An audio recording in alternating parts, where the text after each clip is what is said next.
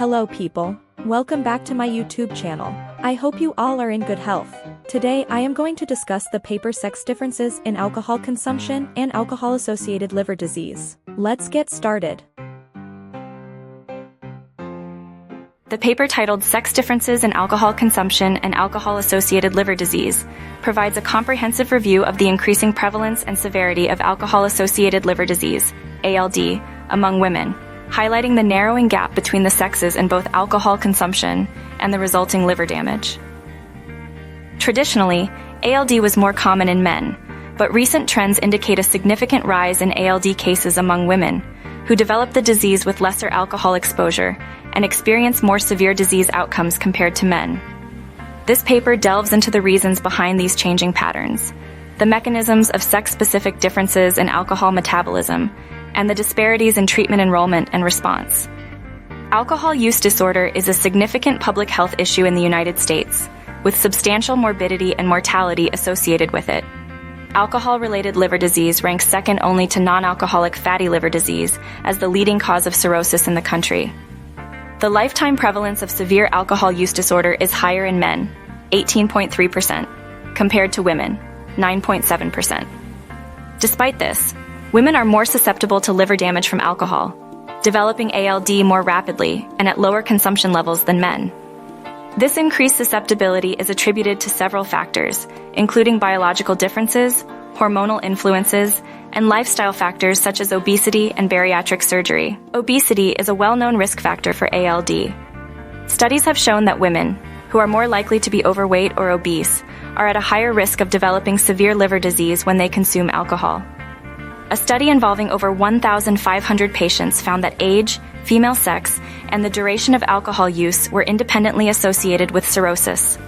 Being overweight for 10 years or more was identified as an independent risk factor for cirrhosis, acute alcoholic hepatitis, and steatosis.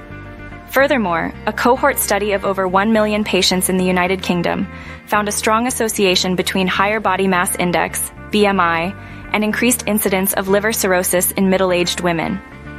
This study demonstrated that as BMI increased above 25 kilograms per square meter, the incidence of cirrhosis also rose, with 17% of liver cirrhosis cases attributable to excess body weight and 42% to alcohol consumption.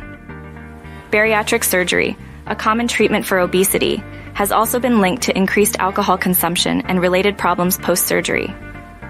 Approximately 80% of patients undergoing bariatric surgery are female, and these individuals are at a higher risk of developing alcohol-related issues post-operatively. This increased risk is thought to be due to changes in alcohol metabolism following surgery, leading to higher blood alcohol levels and prolonged intoxication. The paper discusses several mechanisms that may explain the heightened vulnerability of women to alcohol-related liver damage. First-pass metabolism, the process by which the liver metabolizes alcohol before it enters the bloodstream, differs between the sexes. Women generally have a lower capacity for first-pass metabolism, resulting in higher blood alcohol concentrations for the same amount of alcohol consumed compared to men. Hormonal differences also play a significant role. Estrogen, for instance, has been shown to enhance the liver's sensitivity to alcohol, exacerbating liver damage. Additionally, women have a higher proportion of body fat and lower body water content than men, leading to higher blood alcohol levels.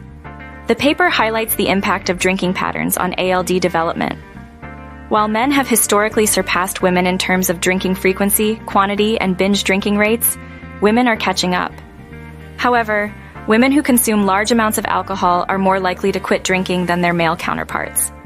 A study using data from the Centers for Disease Control and Prevention found that overall mortality from alcoholic liver disease in the United States has increased since 2006, with a notable rise in almost every age group and race except non-Hispanic Black men.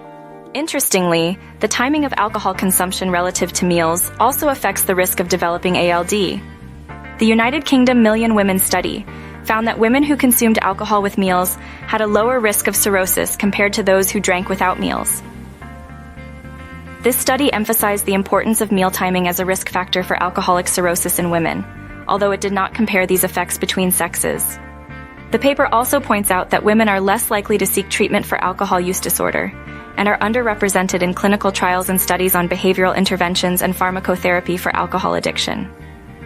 Despite these barriers, available literature suggests that women do benefit from interventions, though their motivations for treatment and barriers to care may differ from those of men. Women who do seek treatment often respond well to it, but more research is needed to understand the best approaches to support women in overcoming alcohol addiction and managing ALD. There are notable differences in liver disease progression between men and women who achieve sobriety.